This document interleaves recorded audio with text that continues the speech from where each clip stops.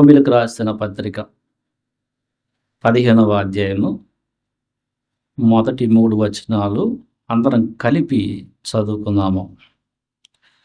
కాగా బలవంతులమైన మనము మనలను మనమే సంతోషపరచుకొనక బలహీనుల దౌర్బల్యములను భరించుటకు బద్ధులమై ఉన్నాము. తన పొరుగువానికి క్షేమాభివృద్ధి కలుగునట్లు మనలో ప్రతివాడును మేలైన దాని యందు అతనిని సంతోషపరచవలెను. క్రీస్తు కూడా తన్ను తాను సంతోషపరచుకొనలేదు గాని నిన్ను నిందించు వారి నిందలు నా మీద పడెను అని వ్రాయబడి ఉన్నట్లు ఆయనకు సంభవించెను. కీర్తనలు 69:9 వచనం కూడా అందరం కలిపి చదువుకుందాము. నీ ఇంటిని గూర్చిన ఆసక్తి నన్ను భక్షించి ఉన్నది. నిన్ను నిందించిన వారి నిందలు నా మీద పడి ఉన్నవి. మనం చదువుకున్న ఈ లేఖనంలో రక్షించబడి వాక్యంలో బలంగా ఎదుగుతూ ఉన్న వాళ్ళు చేయవలసిన క్యారెక్టర్ ఏంటంటే బలహీనులని భరించుట. రక్షణ పొంది దేవుని యొక్క సత్యాన్ని కరెక్ట్గా తెలుసుకొని ఉన్నవారు బలవంతులు అనే భావాన్ని తీసుకుంటే వారు ఏం చేయాలనంటే, ఇంకా రక్షణ పొందని వారు, అప్పుడప్పుడే రక్షణ పొందిన వారిని విషయంలో వారు బలహీనులని ఎరిగి వారిని భరించుట నేర్చుకోవాలి. దానికి ఎగ్జాంపుల్గా 3వ వచనం చదవండి. రోమిలకు రాసిన పత్రిక.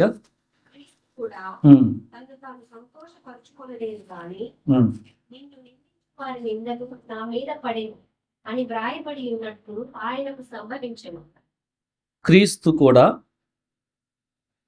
ఆయన సంతోషపరచుకొనలేదు, కానీ ఏం చేశాడు అంటే నిన్ను నిందించు వారి నిందలు నా మీద పడెను అని ఎవరైతే దేవుణ్ణి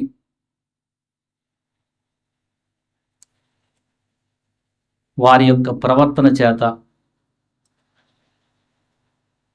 దేవుని నిందించటం కష్టపెడుతున్నారో వారి విషయంలో మన రక్షకుడైన యేసుక్రీస్తు మధ్యవర్తిగా ఉండి ఆయన మీద వేసుకున్నాడు. అంటే దేవుని యొక్క ఉగ్రత వాళ్ళ మీద పడకుండా యేసు ప్రభు వారు దేవునికి మానవునికి మధ్యవర్తిగా ఉండి ఆయన మీ యొక్క పాపాలు నా మీద వేసుకుంటున్నాను అని చెప్పి వాళ్ళని భరించాడు. ఫర్ ఎగ్జాంపుల్ నన్ను అయితే 38 సంవత్సరాలు భరించాడు. మిమ్మల్ని కొద్దిగా ప్రతి ఒక్కరిని కూడా ప్రభు భరించి దేవునికి దూరంగా ఉన్న వాళ్ళ యొక్క నిందలు, అంటే మానవుల పాపానికి కావలసిన ఆ యొక్క శిక్ష ఆయన భరించాడు. ఎందుకు? పాపం చేసి తండ్రి అందరూ కూడా బలహీనలేను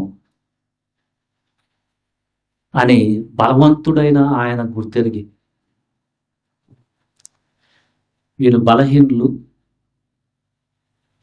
అని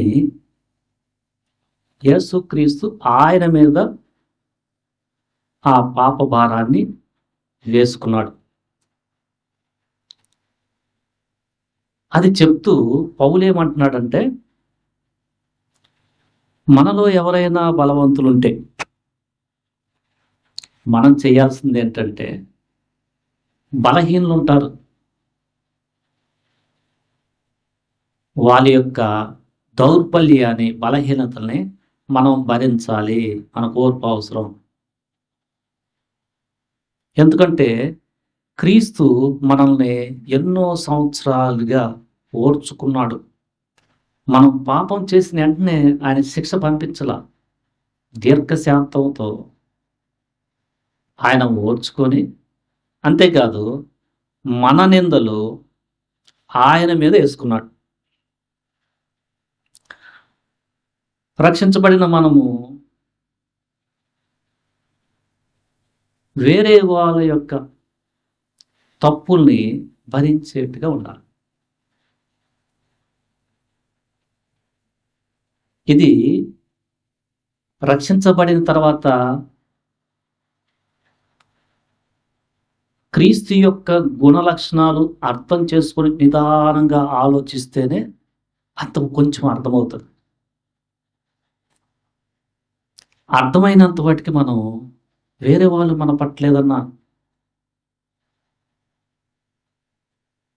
ఇబ్బంది కలుగు చేశారా, ఇన్కన్వీనియంట్గా ఉన్నారా, లేకపోతే కొత్తగా వచ్చిన వారికి ఇంకా వాక్యం అర్థం కాకుండా ఉన్న సమయంలో అనవసరంగా తోటి విశ్వాసులు జోక్యం చేసుకోకూడదు. జనరల్గా మనిషి ఏంటంటే మనకు తెలిస్తే వెంటనే చెప్పేసేయాలనే భావానికి వెళ్తాడు. కొంతమంది వెంటనే చెప్పేయటం వల్ల దూరం అయిపోతారు. ఆ చెప్పే బాధ్యత ఎవరిది? ఈ మనిషికి నేను చెప్పాలా? ముందు నన్ను ఎంత తగ్గించుకోవాలి, తర్వాత ఎంత చెప్పాలా? అసలు నా బాధ్యత ఇంకా నేను కొన్నాళ్ళు భరించాలా, ప్రార్థన చేయాలా అనేది ఉండాలి. లేకపోతే ఆ కొత్త వారు వచ్చిన వారు బలహీనతలో ఒక మాట కలిపితే వాళ్ళు బలహీనలు అయిపోతారు.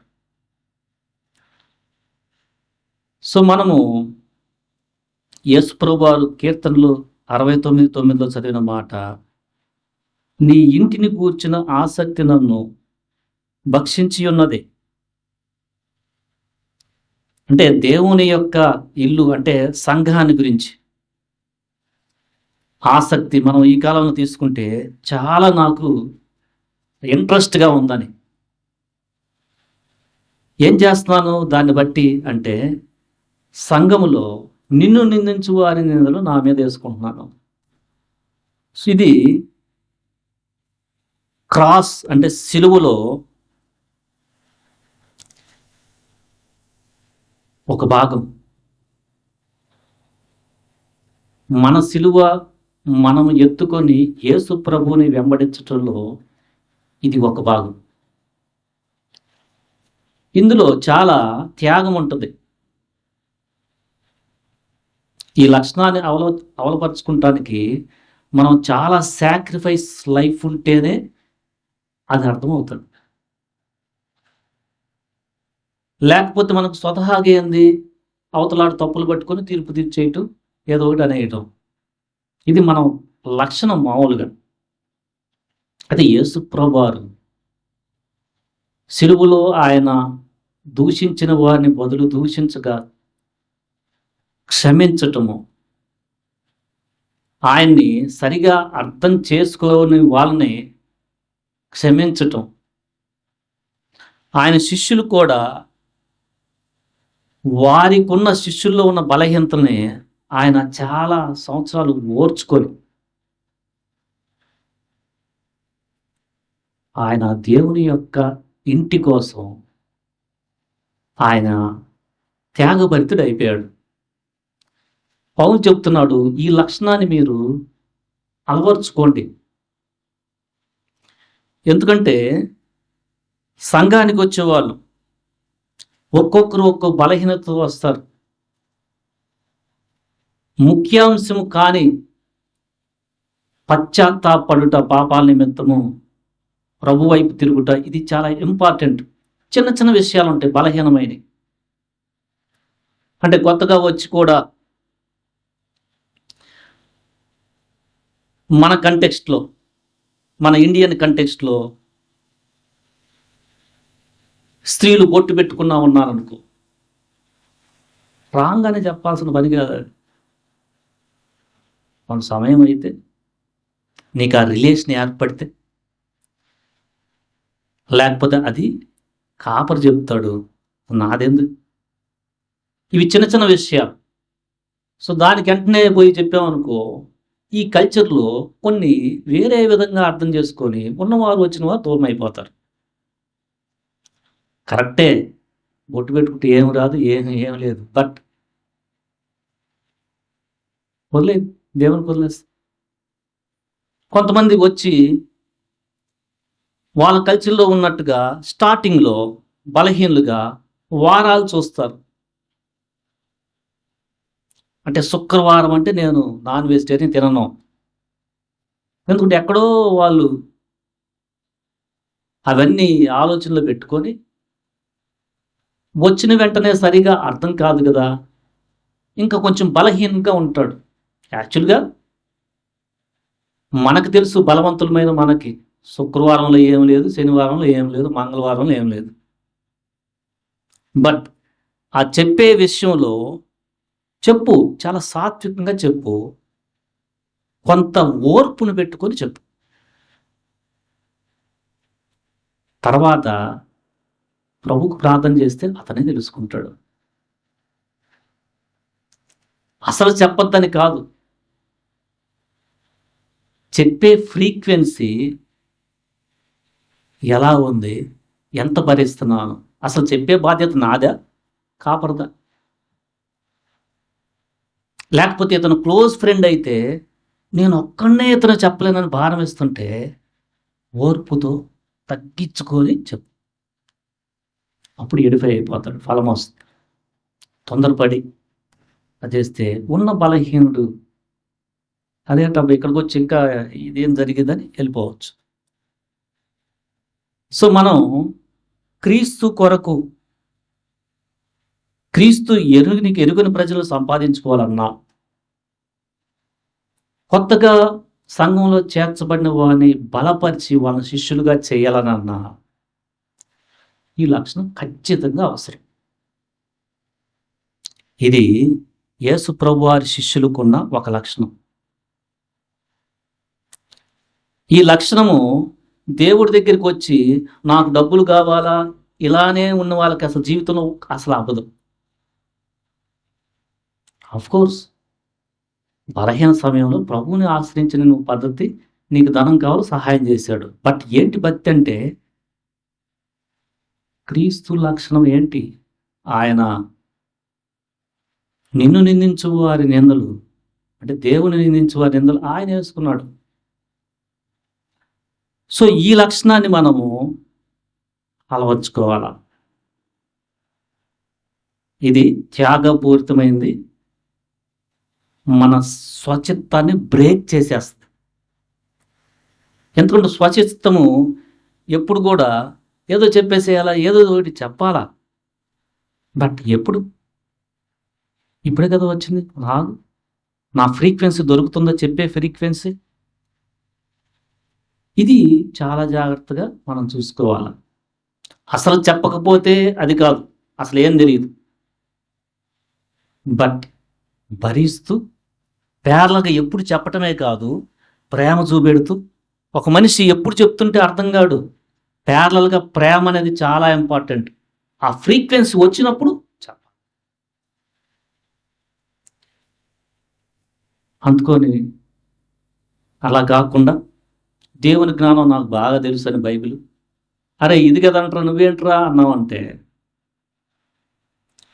అసలే పెయిన్ఫుల్ సిచ్యువేషన్లో అప్పుడే వచ్చిన వ్యక్తి ఆదరణ లేక బలహీనుడు అయిపోతాడు. ఇంకా కొంతమంది మందిరానికి కూడా దూరం అవ్వచ్చు. సో అసలు చెప్పొద్దని కాదు, యేసుప్రభు వారు కొన్ని విషయాలు చాలా ఖండితంగా చెప్పాడు. చాలా సున్నం కొట్టిన సమాధులారా అని చెప్పాడు. ఏదెప్పుడు చెప్పాలా, ఏది ఇంపార్టెంట్, దేని ఎక్కువగా గద్దించాలి అని మనకు తెలియాలి. ఫస్ట్ ఆఫ్ ఆల్ మనకి అది నా బాధ్యత, అది ఇంపార్టెంట్. ఎవరితో పడితే అట్లా చెప్పటం కాదు. సో యేసుప్రభు వారు ఆయన మీదకి వచ్చిన నిందలు ఆయన దేవుడై ఉండి ఆయన మీదకు వచ్చిన నిందల్ని మానవునిగా దేవునిగా ఈ ఈ లోకానికి వచ్చిన తర్వాత క్షమించే తత్వంలో భరించే తత్వాన్ని కలిగి ఉన్నాడు. అది మనకి రక్షణ కలుగు చేసింది. ఇప్పుడు దేవుని ఎరిగిన వారు రక్షించబడాలనంటే యేసు ప్రభు వారి శిష్యులుగా మనకి ఈ లక్షణం చాలా అవసరం. యేసు ప్రభు వారి శిష్యుల్ని మనం కొంతమందిని ఆలోచన చేస్తే వారు బలహీనులే. వెంటనే అలా భక్తిలో ఉన్నతమైన స్థితికి ఎదిగిన వారు కారు. ఫర్ ఎగ్జాంపుల్ మనకి జబదయి కుమారులు మార్కు సువార్తలో 3వ అధ్యాయం 17లో జబదయి కుమారులైన యాకోబు యోహాను గురించి రాయబడింది. చదవండి ఆ మాట 3:17లో. జబదయి కుమారుడు యాకోబు అతని సహోదరుడు యోహాను వీరిద్దరికి ఆయన బోయనేర్జెసు పేరు పెట్టింది. బోయనేర్జెసు అనగా ఉరిమెడు వారని అర్థము. వారు ఉరిమెడి వారంట. అంటే వెంటనే కోపం వచ్చేస్తాయి. ఏదన్నా వాళ్ళకి నచ్చినట్టు జరగకపోతే వెంటనే వాళ్ళ నేచర్ ఏంటంటే ఇంకా ప్రభువు పూర్తిగా అర్థం కానప్పుడు వెంటనే కోపం, వెంటనే చేసేయాల, వెంటనే చెప్పేసేయాలి. ఇలాంటిదన్నమాట. ఒక సన్నివేశం వాళ్ళ జీవితంలో ఏర్పడింది. లూకాసు వార్త 9వ అధ్యాయము 54-55 చదవండి. లూకాసు వార్త 9వ అధ్యాయం 54-55. ఆకాశం నుండి వీరికి నాశనం చేయనప్పుడు వ్యాపించుట నీకు ఇష్టమా అని అడగగా ఆయన వారిని ప్రచుతిని వారిని తగ్గించాను. ఇక్కడ చూడండి 53వ వచనంలో యేసుప్రభు వారు యెరూషలేముకు వెళ్తా ఉంటే కొంతమంది ఆయన చేర్చుకోలేదంట. ఇది వాళ్ళకు వచ్చిన సమస్య. ఆయన యెరూషలేమునకు వెళ్ళ నభిముఖుడైనందున వారు ఆయన చేర్చుకొనలేదు. వీళ్ళకు ఇంకా ఏమనిపించింది? శిష్యులైన యాకోబును యోహానును అది చూచి, ప్రభువా, ఆకాశం నుండి అగ్ని దిగి వీరిని నాశనము చేయనట్లు మేము ఆజ్ఞాపించుట నీకిష్టమా? ఎందుకంటే నిన్ను లెక్క చేయబోతారా అంటే యేసుప్రభు వారి తట్టు తిరిగి వారిని గద్దించెను. కింద ఫుట్ నోట్ చూస్తే చదవండి ఒకరు. ఎట్టి ఆత్మ గలవారు మనుష్య కుమారుడు మనుష్యుల ఆత్మను రక్షించుటకే గాని నశింపచేయుటకు రాలేదనని. ఇది యేసుప్రభు వారు గద్దిస్తున్నారు. మీకు వచ్చిన ఆలోచన ఎలాంటి ఆలోచన? మీరు నాశనం చేస్తే అది చచ్చిపోతారు. వాళ్ళు చేసింది తప్పే, బట్ వాళ్ళను భరిస్తానికి నేను వచ్చాను. మనుష్య కుమారుడు మనుష్యుల ఆత్మను రక్షించుటకే గాని నశింపచేయుటకు రాలేదని చెప్పాను. ఇది వాళ్ళ నేచర్. మనలో కూడా ఇలాంటి స్వభావం బయటపడతా ఉంటుంది. రక్షణ పొందిన తర్వాత ఈ స్వభావాన్ని క్రీస్తు యొక్క బలంతో చంపేసుకుంటూ వెళ్ళిపోవాలి. దానికి సహించేతత్వం రావాలి. తర్వాత కొంతమంది మిగతా వారిని కూడా మనం చూస్తే, ఫర్ ఎగ్జాంపుల్ పేతురు చూస్తే మనకి యోహాను సువార్త 18:10 సీమోను పేతురునొక కత్తి ఉండినందున దానిని చూసి ప్రధాన యాజకుని దాసుని కొట్టి అతని కుడి చెవి తెగ నరికెను. ఇతని నేచర్ ఏంటి? యేసుప్రభు వారిని పట్టుకుంటానికి సైనికులు, ప్రధాన యాజకుని యొక్క సేవకుడు చాలామంది వచ్చినప్పుడు పేతురుకి కోపం వచ్చి చెవి నరికేసాడు. అది నేచర్. ఆ నేచర్ యేసు ప్రభువారు చెప్తున్నారు, కత్తిని పట్టుకున్నాడు దాంతో నువ్వు పోతాడు, నువ్వు పక్కన పెట్టు, లేఖనాల్లో నా గురించి చెప్పబడిన దాన్ని బట్టి జరుగుతుందని చెప్పాడు. కానీ పేతురు నేచర్ ఎలా ఉంది? ఒకచోట మనం చూస్తే మార్కు సువార్త 14:27 చదవండి, 27 నుంచి. మార్కు సువార్త 14. ఉమ్, ఉమ్, ఉమ్, ఉమ్. అయితే లేచిన తరువాత మీకంటే ముందుగా గలిలయలోనికి వెళ్ళెదనని. అందుకు పేతురు, అందరూ అభ్యంతరపడినను నేను అభ్యంతరపడనని ఆయనతో చెప్పగా, ఇక్కడ పేతురు ఏమంటున్నాడు? యేసు ప్రభువారు చెప్తుంది, నన్ను పట్టుకుంటారు, సిలువేస్తారు, మీరు అందరూ పారిపోతారు అని చెప్తున్నాడు. దాన్నే భావంతో గొర్రెల కాపరిని కొడతారు, గొర్రెలు చెదిరిపోతాయి అని చెప్తుంటే పేతురు ఏం చెప్తున్నాడంటే, వీరందరూ పారిపోయినా నేను పారిపోను ప్రభు అని చెప్తున్నాడు. అంటే తన యొక్క స్ట్రెంగ్త్ని సరిగా అర్థం చేసుకొని వ్యక్తి. యేసు ప్రభువారు చెప్పారు. తర్వాత చదవండి, కంటిన్యూ చేయండి. యేసు అతని చూచి, ఉమ్, రాత్రి కోడి 2 మార్లు కూయుచుండుండే, నీవు నన్ను ఎరుగని ముమ్మారు చెప్పుదవని నీతో నిశ్చయంగా చెబుతున్నానని. 3 సార్లు నన్ను పట్టుకోవటం చూసి నువ్వు భయపడి 3 సార్లు నన్ను ఎరగనంటావు అన్నాడు. తర్వాత దానికి అక్కడన్నా విన్నాడా? చదవండి. ఖండితంగా ఆ, వచ్చినను నిన్ను ఎరుగనని చెప్పనని అట్లు వారందరూ అడిగి. అంత చెప్పినా కూడా నీతో చస్తానికైనా వస్తాను అంటున్నాడు. అది అతని యొక్క నేచరు. అంటే మంచిదే ఒక విధంగా. ఏంటిది అది మంచిది అంటే, ఆయనతో పాటు సరిపోవాలని ఉంది, మంచిదే. బట్ స్ట్రెంగ్త్ లేదు. ఇలాంటి వాళ్ళు కూడా సంఘంలో చాలామంది ఉంటారు. అంటే వాళ్ళకి చెయ్యాలని ఉంటుంది, ఆ సమయం వచ్చినప్పుడు చేయలేరు అనమాట. బట్ చేయాలని ఉంటుంది పాజిటివ్.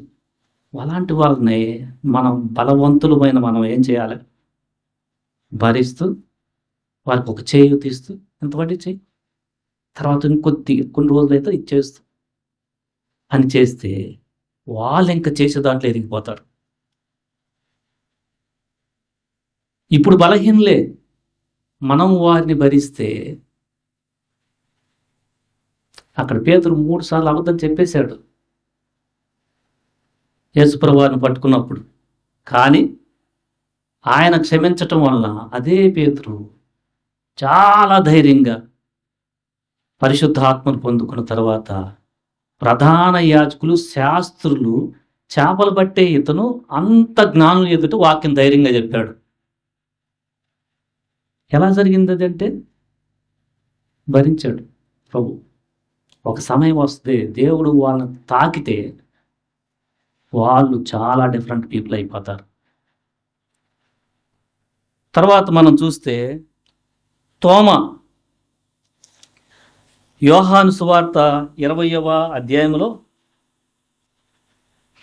24-25 వచనాలు చదవండి. యేసు వచ్చినప్పుడు ఉమ్,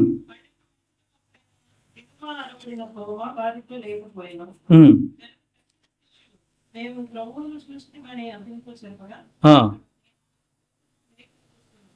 చూసి ఆ వేగులో గుర్తుతో పెట్టి నా చెయ్యి ఆయన పక్కలో ఉంచితేనే గాని నమ్మనని వారితో చెప్పాను. ఈయనకున్న ప్రాబ్లం ఏంటి?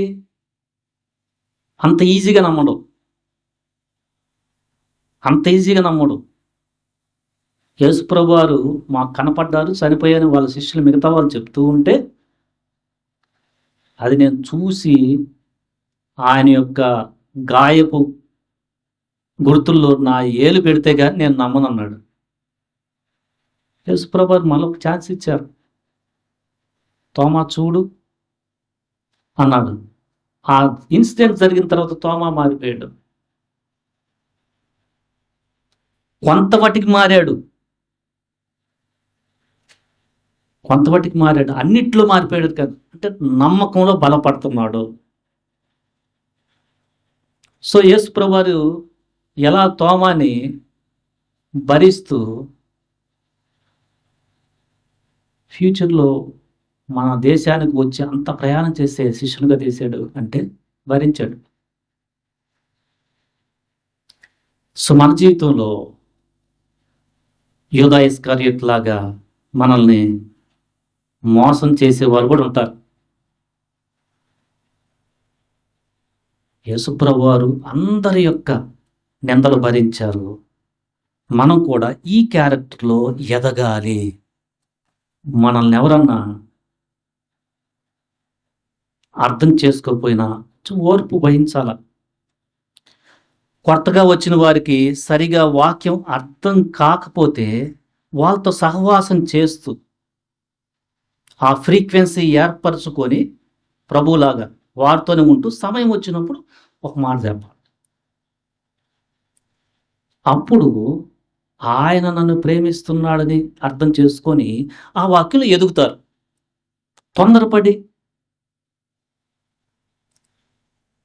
చెప్పేస్తే అది చాలా భారంగా ఉంటుంది. అక్కడ రాయబడి ఉంది, మనం చదివిన లేఖనంలో రోమిలికి రాసిన పత్రికలో చూడండి ఆ మాట 2వ వచనం. తన పొరుగు వానికి క్షేమాభివృద్ధి కలుగునట్లు మనలో ప్రతి వాడు మేలైన దాని యందు అతనిని సంతోషపరచవలెను. ఇక్కడ మొదటి వచనంలో మనలను మనమే సంతోషపరచుకొనక, అదొకటి అలా ఉంటే ఎవరిని సంతోషపరచాలి? పొరుగువాన్ని, అంటే మనల్ని పక్కన పెట్టుకొని అవతల వాళ్ళని. దానికి ఎగ్జాంపుల్గా క్రీస్తుని చూపెడుతున్నాడు. ఎందుకంటే క్రీస్తు కూడా తనను తాను సంతోషపరచుకోవడం లేదు కానీ అని. రక్షించబడిన మనం ఎంతవరకు ఈ లేఖనాన్ని అర్థం చేసుకున్నాం? మన పొరుగువారు ఉన్నారు. మన పొరుగువారు ఒకవేళ దేవుణ్ణి ఎరుగని వారైతే వాళ్ళు ఏదన్నా మనకి ఇబ్బంది కలిగజేస్తే మన యాటిట్యూడ్ ఈ వాక్యం దగ్గరికి వస్తుందా? నేను వీరికను నా ప్రభు దగ్గరికి వస్తానికి మధ్యలో ఉంటా, నేను భరిస్తా. మనం పాపాలు క్షమించే మనకు లేదు అది క్వాలిటీ. బట్ ప్రభువుని తెలుసుకోవాలన్నట్టు వాళ్ళు ఈ సమయంలో నాకు చాలా హర్ట్గా ఉంది. ఎందుకంటే అదే వ్యక్తి వచ్చి ఏం చేయనట్టుగా మళ్ళీ ఒక 10 రోజుల తర్వాత అమ్మ ఇది ఇస్తావా అంటాడు. అప్పుడు మనకు జనరల్గా ఏమొస్తుంది? ఏంట్రా అప్పుడు అన్నావుగా, ఇప్పుడేంటి వచ్చావు? ఆ వచ్చిన అవకాశం ఏంటంటే ప్రభువుని తెలుసుకోవటానికి వచ్చిన అవకాశమని నువ్వు వాడి ఆ మాట అనకపోతే ఇక అతను కనెక్ట్ అయిపోతూ ఉంటాడు. సో ముందు జరిగింది, అవమానపరిచాడు. ఎందుకంటే కొంతమంది తెలియకుండా ఎట్లా గట్టను ఏదో ఒకటి అనేసి పోతారు. మళ్ళీ ఒక 20 నెలల తర్వాత వచ్చి అమ్మ ఇది అంటారు. సో జనరల్గా మనం ఏం చేస్తాం అప్పుడు? ఈ వాక్యం అర్థమైతే నా సొంతత పక్కన పెట్టు, ఇప్పుడు అతను సంతోషపరిచి ప్రభువు దగ్గర నడిపిస్తాను. ఈ లక్షణం ఉండాలి.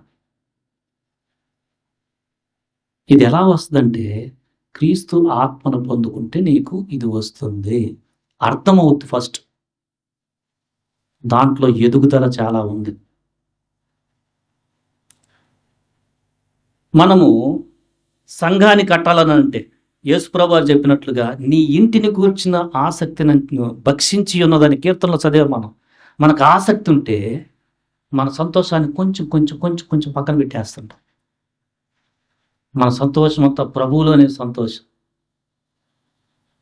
దేవుడు మనల్ని ఆశీర్వదిస్తుంటే మన ద్వారా వేరే వాళ్ళని కూడా సంతోషపెడుతూ వారి యొక్క దౌర్బల్యాన్ని నుంచి వారు కూడా మనసులో నెమ్మది పడేట్లుగా మనం ఓర్పును సహిస్తూ, కొన్నిసార్లు వాళ్ళు అన్నప్పుడు కూడా మనం దాన్ని ఏమి కేర్ చేయకుండా శత్రువుని ప్రేమించే మనస్తత్వంలోకి వెళ్తూ మనం భరిస్తే దేవుని ఇల్లైన సంఘం కట్టబడుతుంది.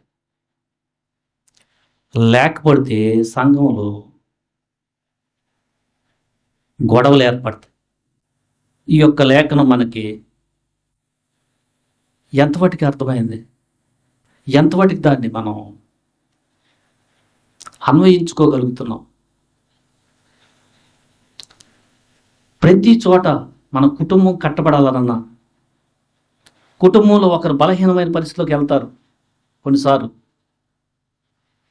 నీకు వాక్యం తెలిస్తే ఆ సమయంలో చేయాల్సిన పని ఏంటంటే ఓర్పుతో భరించటం. అప్పుడు కుటుంబం కట్టబడుతుంది. లేకపోతే వెంటనే చెప్తా ఉంటే ఒక పెద్ద గొడవ ఏర్పడుతుంది, అపవాదం వచ్చి.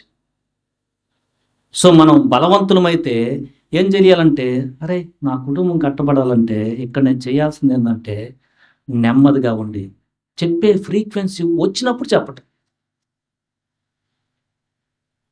అది చాలా ఇంపార్టెంట్. దాన్ని చేయాలంటే నాకు ఇష్టమైన దాన్ని చేయకుండా దేవుని యొక్క రాజ్యాన్ని కట్టబట్టులో క్రీస్తు ఏం చేశాడు?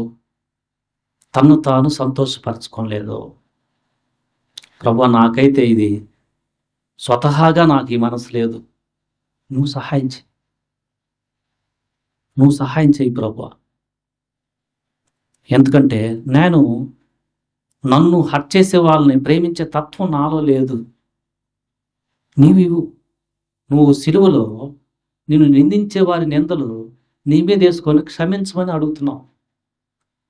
ఇప్పుడు మనం ఎవరన్నా మనల్ని కోపపడితే ఆ కోపం మనం అలానే పెట్టేసుకొని ఉన్నామంటే కొన్నిసార్లు దేవుని శిక్ష వాళ్ళకు వచ్చేయచ్చు. బట్ మనం భరించి మనం క్షమించేసేస్తే మనము ప్రభా వీళ్ళు కూడా నీ వైపు తిరగటానికి సహాయం చేయి ప్రభా అంటే ఆ పరిస్థితిని వీళ్ళు కూడా రక్షణ పొందుకుంటానికి దేవుడు ఆడుకుంటాడు.